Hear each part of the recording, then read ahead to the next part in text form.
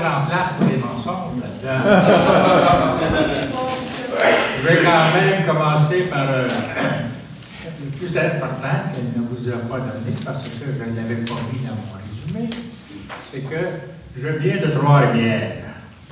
Ville blanche, catholique, francophone.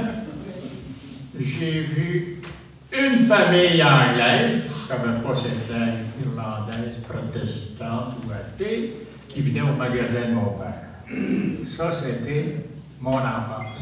Puis il y avait des soldats allemands qui étaient parqués là, dans le parc de l'exposition, parce que je suis venu au monde en 1939, puis on a gagné cette guerre-là. Et j'arrive à Montréal comme un immigrant, 1960. J'ai beau avoir fait un cours classique, avoir appris la grecque, le latin, l'histoire de l'Antiquité, l'histoire de l'Europe, l'Afrique et tout ça, j'ai un choc. Montréal, mais c'est plus nous autres. Puis là, on a beau avoir la parade de la Saint-Jean-Baptiste qui passe. Qu'est-ce qui s'est joint à la parade de la Saint-Jean-Baptiste? Des drôles de gens, toutes sortes de couleurs, toutes sortes de drapeaux. Qu'est-ce qui se passe dans cette ville-là? Il y en a qui pensent que cette ville-là est encore en danger, là, parce que la couleur, on continue d'en mettre, et puis des gens y en viennent d'un plus grand nombre de pays. Alors, donc, j'ai eu à faire une conversion psychologique, pour ne pas dire neurologique.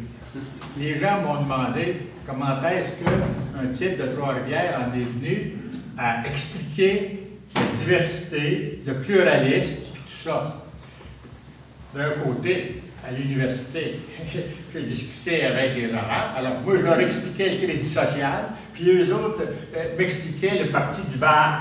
Je trouvais Saddam Hussein, et puis de l'autre, son voisin, là, il est décédé, là, le père de Bachir. Et donc, dans mes études, là, j'ai vu qu'il y avait une diversité, et puis que c'était pas un problème, c'était un enrichissement. Et puis, alors, là, on regarde par-dessus la clôture, et là, il y a des définitions qui nous sont données du Canada. Le Canada est une mosaïque. Ah oui? Très bien, une mosaïque. Donc, les Anglais, les Irlandais. Ah oui, Montréal, les les Irlandais, les Anglais, les Écossais, et les Canadiens français. Là, ils ont enlevé, ils ont mis des espèces de fioritures, là, parce que là, il faut rajouter pas mal de fleurs avec les athées. Alors, il y a eu une époque où on s'est glorifié. 1910, il y a des centaines d'évêques qui viennent pour un grand congrès catholique. Bien, les politiciens protestants sont là. Le maire est un Irlandais catholique, mais qui parle français aussi. C'est Canadiens français, dit-il, qui l'ont élu.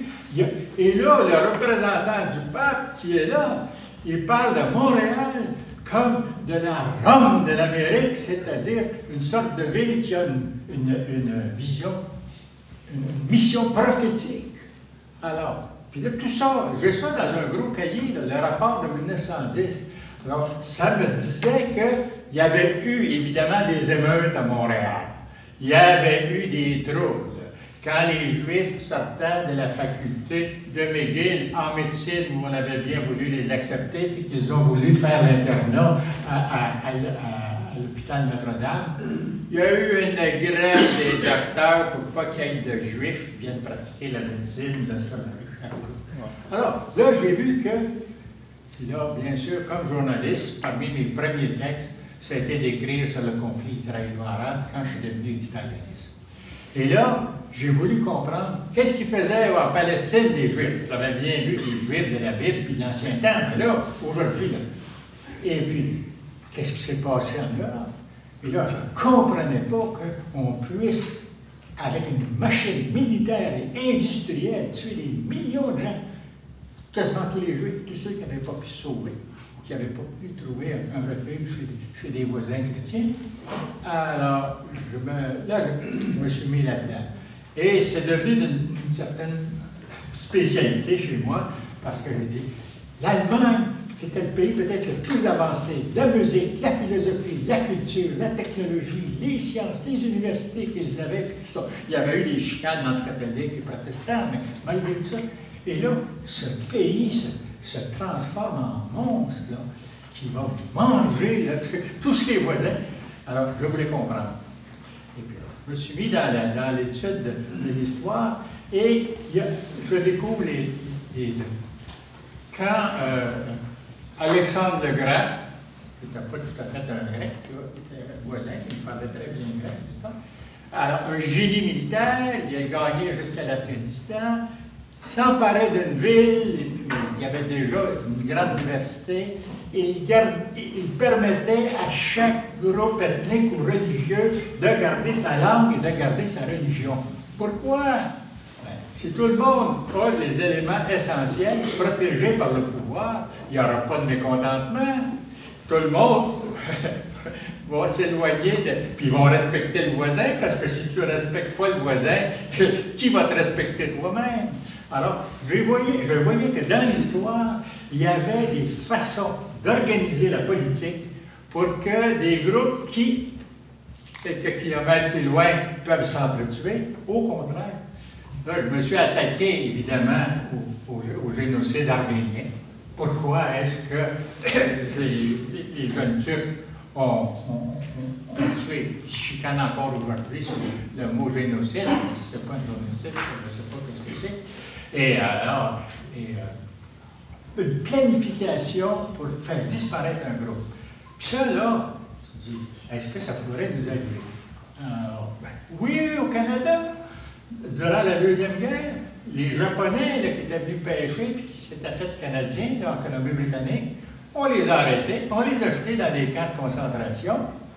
Ce que ces gens-là représentaient, soi-disant, ils pouvaient être des espions ou des saboteurs au profit du Japon, avec qui on était en guerre.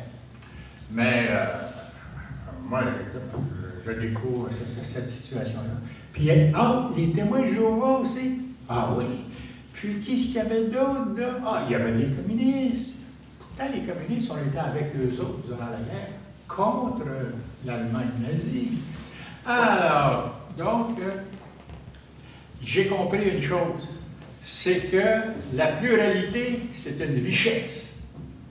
J'avais dit ça à un congrès d'enseignants, ils commençaient à être inquiets de voir arriver des petits bouts de chou là, de tous les coins du monde. Et je dis, pourquoi avez-vous peur? Vous êtes là à défendre la plus petite fleur qui risque de disparaître, vous êtes des écologistes. Puis la grande floraison humaine, vous avez peur de l'accueillir dans vos classes. Ovation! Il avait compris que la diversité, c'est dans la nature, ça ne vaut pas rien pour les fleurs, ça vaut pour l'humanité, les langues, les religions, les cultures. Tu vois. Alors, il y a moyen de valoriser. Mais si les gens sont mis en compétition économique, en compétition, et s'il y a des clergés fanatiques qui disent « c'est nous la vérité et c'est vous l'erreur », et puis l'erreur, il faut l'exclure, alors là, retroussez vos manches, la bataille va être dure et le sang va couler. Ça, c'est l'histoire. J'ai commencé je me suis mis dans l'histoire de l'Afrique pour voir, parce que je connaissais l'histoire de l'Europe. Mais l'Afrique, non, c'est plein de leçons. Alors, comment est-ce qu'il faut aborder cette question-là? Il faut s'enlever les fausses sécurités qu'on a là. La mosaïque canadienne, je m'excuse, mais il manque des morceaux. Hein. La petite pièce ethnique hein, est tombée à terre et on a pilé dessus. Hein. Et puis, il y a des catégories d'immigrants hein, qui n'ont pas eu droit à avoir leur place dans la mosaïque. Puis, le problème de la mosaïque, c'est qu'elle est stable. Vous êtes là, vous êtes des Irlandais, vous êtes là, vous êtes des Chinois, vous gardez votre place, vous avez le droit de votre langue, vous avez le droit de votre religion, mais prenez-en pas trop large. Vous allez briser l'équilibre général. Alors, je trouvais que c'était comme un progrès d'accepter la mosaïque humaine. Et puis, jusqu'à ce que je rencontre un monsieur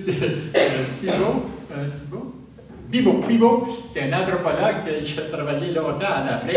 Et puis, lors d'un débat, justement, il ressemble au nom. Alors, il avait dit, je n'aime pas la mosaïque parce qu'elle est rigide, ça ne bouge pas. Il dit, je préfère le bol de salade.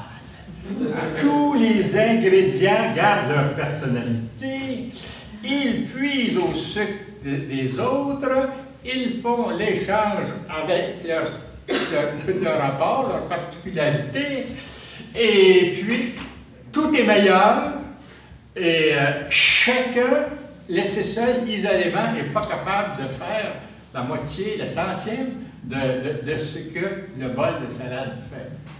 Il faut dire que moi, je n'aimais pas trop la salade. Mais je dois dire que je me suis rangé hier soir, c'était des légumineuses chez moi. Et aux États-Unis, on dit que c'est le melting pot.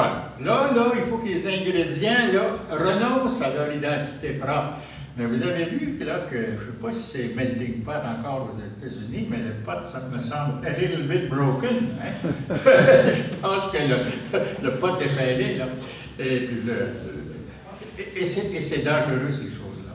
Parce qu'il y a eu une guerre civile aux États-Unis. Il y a eu des siècles de racisme contre les Noirs.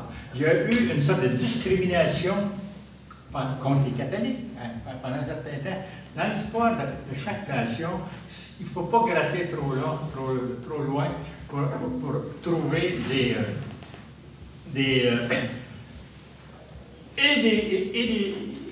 expériences formidables et des tragédies. Et il n'y a pas de société qui est à l'abri de ça. La grande expérience que j'ai eue à Montréal, comme Montréalais, ça a été sans trêve. Je suis journaliste au Devoir. Il y a 4-5 grosses œuvres de charité qui se sont mis ensemble pour faire une collecte commune. Bon, moi je connais évidemment les Canadiens, Français, catholiques. Là, je viens de cette tribu-là. Puis ils ont les œuvres de charité canadiennes, françaises. Bon. Et puis il y a les protestants.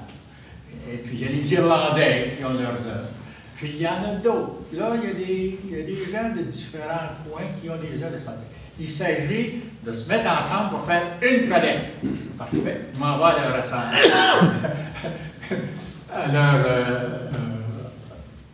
conférence de presse.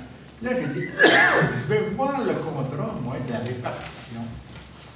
Ils ne me l'ont pas donné, mais ils m'ont donné les chiffres.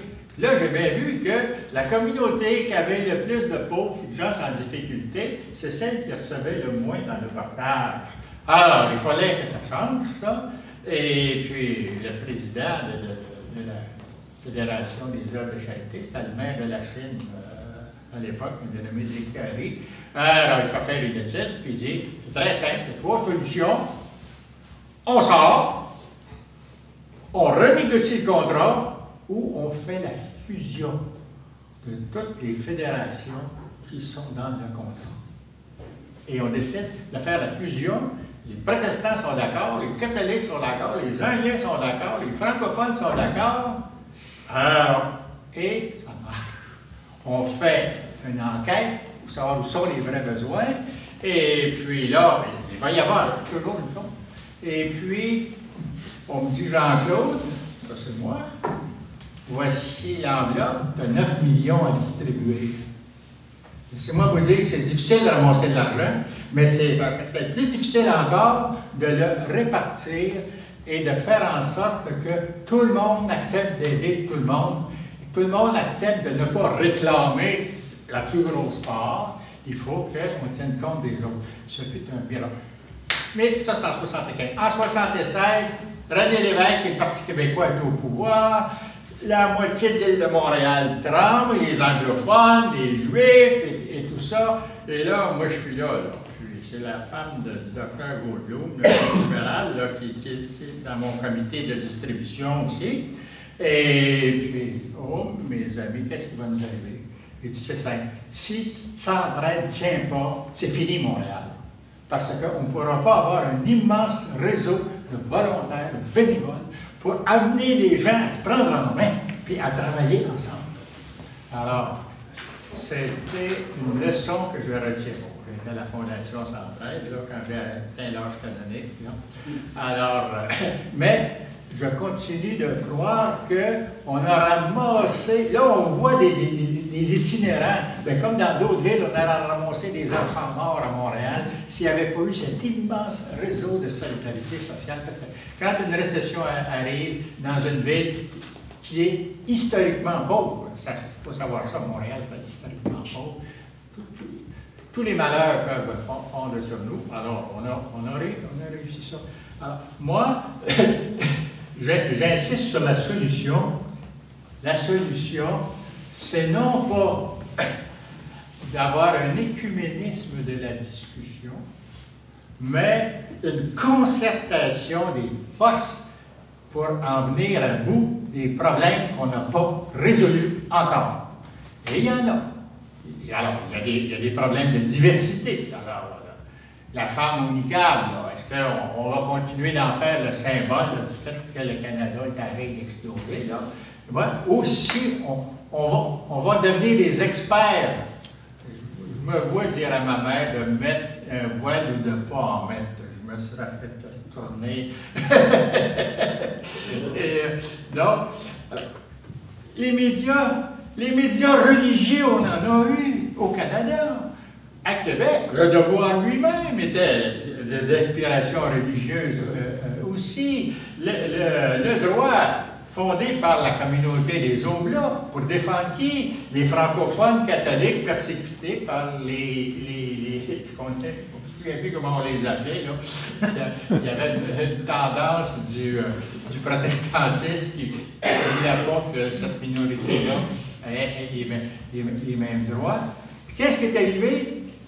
Les journaux, fondés par des évêques, dans beaucoup de cas, n'ont pas pu tenir le coup. Et je me souviens d'un texte bilan que Claude Ryan, le directeur du Devoir, a fait à un moment donné. Il a dit, si j'avais à choisir entre un journal catholique et un journal d'information, c'est le journal d'information que je choisirais. Pourquoi? Le premier devoir de l'information, c'est de dire la vérité. Puis la vérité, c'est pas ce qui fait plaisir aux catholiques, ou c'est pas ce qui fait plaisir à tel autre groupe, à tel groupe ethnique, tout ça. Puis, il faut donner... J'avais appris ça dans l'Évangile. La vérité vous rendra libre. Le problème, c'est que si vous allez à la CIA aux États-Unis, là, à Langley, à leur grande centrale, vous allez trouver là un slogan sur le mur. La vérité vous rendra libre. C'est-à-dire, allez espionner partout. Vos voisins, même vos ennemis, même vos amis, parce que les amis d'aujourd'hui seront les ennemis. Vous voyez, on peut déformer. Alors, les médias ont déformé, mais dès le point de départ, on a eu les méthodes pour réussir. Les 3 S, le sang, ça c'était les crimes, le sexe, le sport, tu sais. Puis là, ils ont rajouté les stars, les vedettes. Et là, maintenant, partout, c'est l'autre S, ils sont rendus les 3 mousquetaires. Moi, je pensais qu'ils se contenteraient d'être 4. Bien là, il y avait un 5e, le spectacle. Tout doit prendre la forme d'un spectacle à la télévision. Puis, pour pas être de reste, bien, la presse écrite essaye Alors, les grands journaux, ceux qui survivent avec de la qualité, ont eu à être fondés et développés contre une presse à sensation, une presse qui fabrique la nouvelle, une presse qui mise sur les préjugés, qui va fomenter la guerre civile s'il le faut pour accroître son tirage. Est-ce qu'il faut souhaiter que les religions entrent dans ces journaux de Satan? Il me semble que c'est assez clair. Avoir une petite place dans une presse capitaliste qui va chercher ses propres profits en recourant à des moyens que aucun journaliste honnête va accepter, ça ne sera pas un grand avantage pour les religions. Maintenant, que faire? Il y a l'exemple de Centraide et des autres grands chantiers. qui pourrait donner de la force et de la pertinence visible à tous les groupes religieux. Ça rapprocherait les groupes religieux entre eux autres, ça les rapprocherait comme partenaires sociaux très importants pour tous ceux qui croient ni à Dieu ni à diable. Là. Mais, moi, j'ai vu là, toute une coopérative être bâtie là, par des pauvres, là, puis c'est le curé qui dit l'équipe. Il n'y a personne qui a dit l'Église, ça ne vaut rien, et puis c'est inutile ces œuvres-là. Au contraire. Il y en a qui prétendent qu'on a encore un problème de logement au Canada. Alors, merci. Merci, M. Leclerc.